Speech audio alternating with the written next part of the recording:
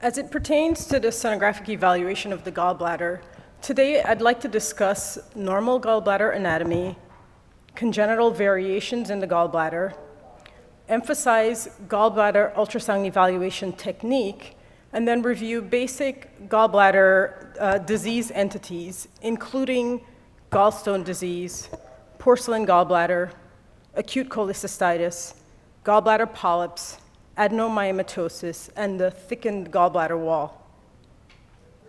Now, the gallbladder is a long oval organ that's positioned inferior to the liver and just immediately adjacent to the interlobar fissure. Now, this fissure is a useful anatomic landmark when trying to identify the gallbladder. The fissure is located immediately inferior to the gallbladder, and the gallbladder separates the liver. It's a useful landmark to separate the liver into the right and left junction. In trying to identify the fissure, it's important to scan transverse images through the gallbladder to identify the ligamentum teres. When this is identified, you can look for a linear echogenic line just to the left of the ligamentum teres, and this delineates the interlobar fissure. Now, once this is identified, if you scan slightly inferior to this line, then it should lead you right into the gallbladder, as demonstrated in this patient with a decompressed gallbladder, interlobar fissure, and ligamentum teres. On a longitudinal view, the interlobar fissure connects the gallbladder to the right portal vein, and it's delineated by this linear echogenic line. 70% of scans, you will see the interlobar fissure. The upper limit for the normal gallbladder is 4 centimeters in transverse or short axis. It's important to note that the transverse or short axis dimension is the most important measurement when assessing gallbladder size. The gallbladder length can be quite variable, but in most instances, the upper limit of normal is 10 centimeters. The normal gallbladder wall is typically less than 3 millimeters. When a gallbladder is contracted, the echogenic mucosa and the hypoechoic muscularis become more apparent, and visually the gallbladder may appear thickened. However, when measured, it is usually less than 3 millimeters. There are quite a few congenital variations with the gallbladder. More commonly, we see variations in the shape of the gallbladder, and this includes folds in the gallbladder, junctional folds or Phrygian cap, septations. In addition, we can see congenital variations in the location of the gallbladder, including intrahepatic gallbladder or ectopically placed gallbladder, and we can see other anomalies like duplication of the gallbladder or agenesis of the gallbladder. When folds occur near the gallbladder neck, they're referred to as junctional folds. And oftentimes we see multiple junctional folds near the gallbladder neck. When gallbladder folds occur near the fundus of the gallbladder, they're referred to as Phrygian caps. The gallbladder folds are composed of 2 walls, they're thickened, and they change the outer contour of the gallbladder. Now, unlike folds, septations are rare, they appear thinner, and there's no indentation along the outer contour of the gallbladder. Septations separate the gallbladder into segments that can communicate through small pores. Illustrated, longitudinal and transverse images of a gallbladder containing multiple septations. Now, this is a patient with cirrhosis, and on this initial image, you see that there's fluid anterior to this atrophic and nodular liver. At a first glance, you might think that this is ascites or maybe even a loculated fluid collection. But with a second look and on the cine image, it's apparent that this fluid structure is an abnormally located gallbladder with the gallbladder fundus and body positioned anteriorly and between the liver and the abdominal wall.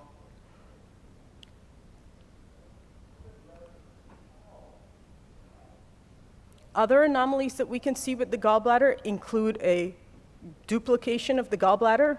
This is an extremely rare anomaly, and in this patient, we see that there is complete duplication of the gallbladder with two structures immediately adjacent to each other on longitudinal and transverse views. This is a patient with a partial duplication of the gallbladder, and here we see two separate fundal segments. To my left, the ultrasound image showing the two separate fundal segments, and the correlated CT image showing the same. Now, technique is very important when we evaluate the gallbladder. And in general, patients fast for 4 to 8 hours prior to the ultrasound examination. Fasting is important because it ensures adequate gallbladder distension and it minimizes bowel gas. Now, we know that with fasting, we will obtain a better examination, but the lack of fasting is not a contraindication or an absolute contraindication for us to perform an ultrasound. And oftentimes we can still get an adequate or a diagnostic exam in a fasting patient. When we start the gallbladder evaluation, oftentimes we start with a 3 to 5 megahertz sector transducer, and we scan the patient from both subcostal and intercostal approaches. When we scan from a subcostal approach, the probe is positioned midline, under the costal cartilage, and dragged to the right side. When we're imaging from a subcostal approach, it's important to remember to have the patient inspire, because deep inspiration improves our visualization of the gallbladder. I cannot stress how important multiple views are. Oftentimes when we evaluate the gallbladder, one view will display a pathology or a particular artifact, and it's important to have multiple views in order to distinguish these entities. In addition, it's important to position the patient in multiple positions, including supine, left lateral decubitus, left posterior oblique, and upright positions, because the positioning allows us to determine mobility of stones and sludge, and it also allows us to determine non-mobility of polyps and tumors. While we must evaluate the entire gallbladder whenever we do a gallbladder ultrasound, it's really important for us to evaluate the neck in every single case, because stones can be missed if the entire neck is not visualized. I'll show you some examples of the importance of multiple views with technique. This image illustrates low-level internal echoes within the gallbladder lumen from reverberation artifact, which we oftentimes see when patients are scanned from a subcostal view. A few moments later, scanning from a more lateral and superior approach, in which the liver is used as an acoustic window, we eliminate that reverberation artifact. It's important to visualize the gallbladder neck. So on these images, longitudinal images of the gallbladder in patients presenting with right upper quadrant pain, there's an apparent stone-free lumen within the gallbladder. However, further interrogation of the gallbladder near the neck shows a stone with posterior acoustic shadowing. Here's a different patient who presented to the emergency room with right upper quadrant pain, And this patient had gallstones that were visualizing the gallbladder neck and a positive sonographic Murphy sign. Our sonographer was puzzled regarding the Murphy sign with the comment that we see stones and they're all moving. However, a closer evaluation of this patient shows that there were multiple stones, and I'm not showing you all of them, lodged within the gallbladder neck, in the folds within the neck, and these were not mobile in this patient. It's important to evaluate the gallbladder neck. Here's another patient with right upper quadrant pain, and on a longitudinal view of the gallbladder, we see that maybe there's a stone in the gallbladder neck, but further interrogation of this area then allows us to visualize the stone better with posterior acoustic shadowing. To my left is an image of the gallbladder neck, a normal gallbladder neck, and I like to say that you should look for those junctional folds and look for the normal curves that you see in the gallbladder neck as it enters into the cystic duct and then to the common bile duct. If the images submitted to me and all of the images of my longitudinal images of my gallbladder look like this, to which I like to use the analogy, it looks like a teardrop, or if all of the images of the gallbladder neck have a rounded appearance and I never see those twist and turn, then that's my indication that I'm not seeing the gallbladder neck well and we need to do a little bit more interrogation of the neck. Gallstone disease. Stones are present in 10% of the population. 75% are cholesterol and 25% are pigment stones. The majority of patients with gallstones are silent, up to 80%, and they become symptomatic at a rate of 2% per year. Symptoms rarely develop after an asymptomatic period of 10 to 15 years. Gallstones are mobile, echogenic, intraluminal structures that shadow. Shadowing from stones occur because of sound beam absorption by the stone, and shadowing of gallstones is based on the size of the gallbladder, not calcification or the composition of the gallstone. It's common that very small stones that are 3 millimeters or smaller, may not show shadowing. Here is a just spectrum of the ways gallstones can appear, different size and appearances. Echogenic luminal structures that shadow. Now, it's important for us to distinguish stones from other intraluminal pathology. And in order to do that, we have to understand some of the technical parameters that show shadowing.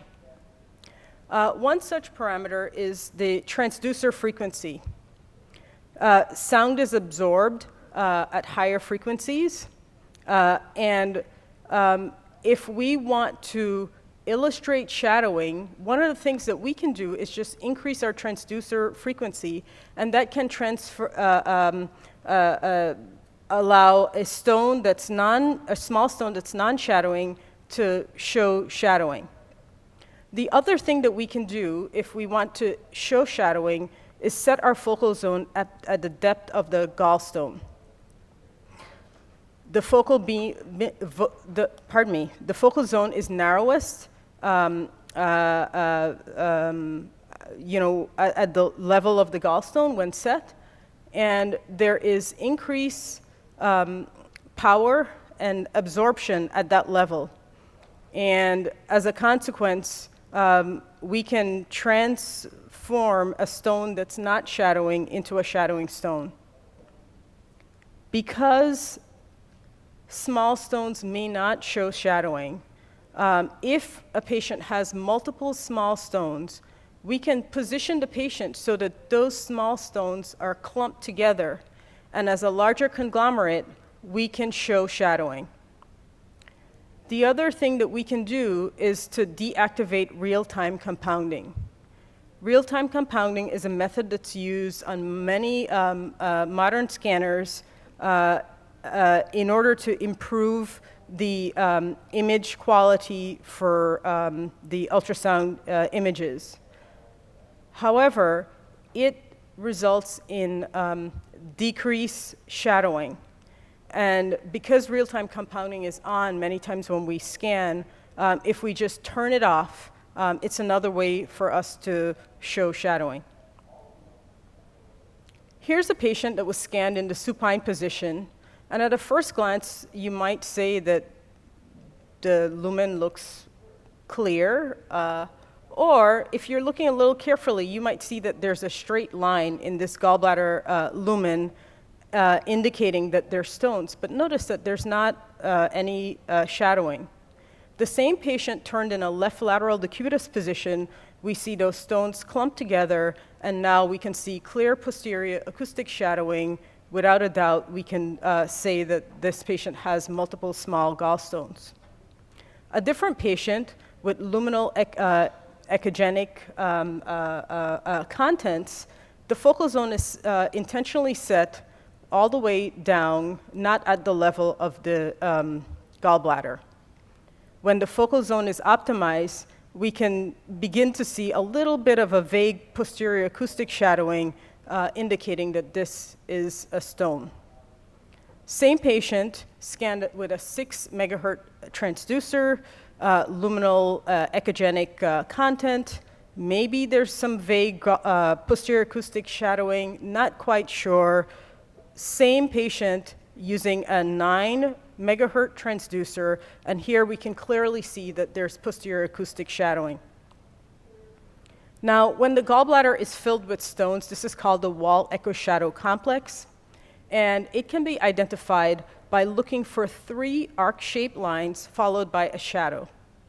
The first line is echogenic, and it reflects the pericholecystic fat and the interface between the gallbladder wall and the liver. The second line is a hypoechoic layer, which reflects the gallbladder wall or the gallbladder lumen, depending on which literature you believe. And then the third line is an echogenic line, which reflects the stone, and all of this is followed by a shadow. Here are images, longitudinal and transverse images, of a patient with a gallbladder filled with stones, showing the wall echo shadow sign with the 3 arc-shaped lines. Here's a different patient with a gallbladder filled with stones, and we see the same thing. Arc-shaped echogenic line, hypoechoic arc, echogenic line followed by shadowing. But notice that on the images to my left, the lines are very clear and distinct, and the images to my right, it's a little less distinct. West sign can appear crisp or indistinct, but what you need to do is just look for the 3 arc-shaped lines followed by the shadow, and if you see this, then you can confidently diagnose that this is a gallbladder filled with stones. Now, there are important pitfalls for you to be aware of, or mimics of wall echo shadow sign, and important for us to distinguish.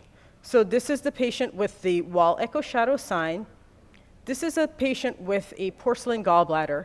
And here you can see there's just a curvilinear echogenic wall followed by dense posterior acoustic shadowing that obscures the lumen and the back wall of the gallbladder. This is a porcelain gallbladder. I contrast this with this patient with emphysematous cholecystitis, in which we see bright reflectors with dirty posterior acoustic shadowing from air within the gallbladder wall. The other thing that we must be aware of or mindful of is that sometimes the gas-filled bowel can appear like this, but the way that we distinguish it is there are echoes in the center of the lumen, and on real-time imaging, it's easy to distinguish this because you can see peristalsis from the bowel.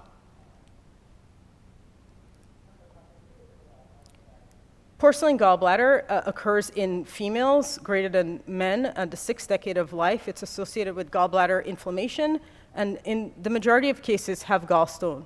Historically, there's been an increased risk of gallbladder cancers, with estimates ranging from 12 to 61%. However, the rate of cancer is significantly lower than previous estimates. And the incidence of cancer has been shown to depend on the pattern of the gallbladder wall calcification, on pathologic studies, with selective mucosal calcification having a risk of 7% of cancer, and diffuse intramural calcification showing no risk of cancer. This is a patient with a porcelain gallbladder. Here we can see the echogenic wall from the calcified wall, but here the sound beam does penetrate the gallbladder, so we can see the back wall of the gallbladder. In addition, we can see the stone within the gallbladder. At the bottom is a different patient with a porcelain gallbladder, and here we see the dense dense wall with posterior acoustic shadowing obscuring the lumen and the back wall of the gallbladder. Gallbladder sludge, we commonly encounter it in pregnancy, in our inpatients in the ICU, patients on TPN, bone marrow transplant patients. The natural history for sludge is that 50% resolve spontaneously, 20% persist asymptomatically, 5 to 15% develop gallstones, and 10 to 15% become symptomatic. Complications of sludge include stones, biliary colic, acalculous cholecystitis, and pancreatitis. On imaging, we see low to high level non-shadowing reflectors within the gallbladder. They're typically localized in the dependent portion and forms a bile sludge level, and some may form a mass-like aggregate called a sludge ball or tumefactive sludge. The lack of shadowing distinguishes sludge from gallstones, and mobility distinguishes sludge from polyps or tumors. So here, a spectrum of appearances of sludge in the gallbladder with high and low echoes, fluid sludge bile levels. In this patient, the sludge has a similar echogenicity as the liver, and if this is the case and you can't use mobility to help distinguish motion, then it's important to use color Doppler to ensure that there's no underlying mass. This is a patient with tumefactive sludge that looks more mass-like. But again, you can move the patient to show mobility and use color Doppler to show that it's not a solid lesion. Acute cholecystitis is common. We see it in 5% of patients presenting to the ER with abdominal pain. It's caused by gallstones in greater than 90% of patients, and impaction of stones in the cystic duct or gallbladder neck is the primary cause of acute cholecystitis.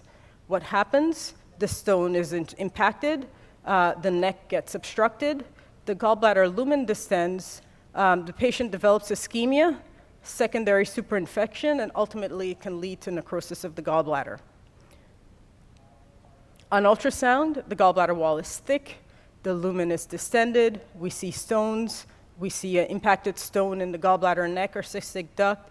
The patient may have pericholecystic fluid and a positive sonographic Murphy sign or maximal pain over the gallbladder. A spectrum of patients with pathologically proven acute cholecystitis. Gallbladder polyps are quite common, and the majority of polyps are benign. Cholesterol polyps make up 50 to 60% of polyps. Inflammatory polyps, 5 to 10%. Adenomas, less than 5%. And focal adenomyomatosis, gallbladder cancer, and METs, even smaller percentage of polyps. Now, the typical gallbladder polyp or polypoid lesion in the gallbladder appears as a non-mobile, non-shadowing ball on the wall, and I show different patients with gallbladder polyps. It's been well documented that the management of polyps, if it's less than or equal to 5 millimeters, we don't follow up. Between 5 and 10, we monitor to ensure stability, and over 10 centimeters, we recommend surgery. However, Corwin looked at 346 patients with gallbladder polyps following patients for up to 11 and a half years on ultrasound, and they found no cases of gallbladder malignancy identified in these patients that we followed. If the for polyps between 7 and 9 millimeters, there was one neoplastic polyp, and between greater than or equal to 10 millimeters, they found 2 neoplastic polyps. And the recommendations were that if you have a polyp that's less than 6 millimeters, no additional follow-up is required. Adenomyomatosis is a benign condition that's unrelated to gallstones. It's usually asymptomatic. On pathology, we have mucosal hyperplasia and thickening of the muscular layer of the gallbladder with mucosal herniation into the muscular layer called the Rokitansky-Aschoff sinuses. These sinuses frequently contain cholesterol polyps, which create the comet tail artifact that we classically see with adenomyomatosis. Patients can also present with diffuse wall thickening, focal or segmental annular thickening, a localized mass, and rarely we can see cystic or hypoplastic spaces in the gallbladder wall from the large Rokitansky-Aschoff sinuses.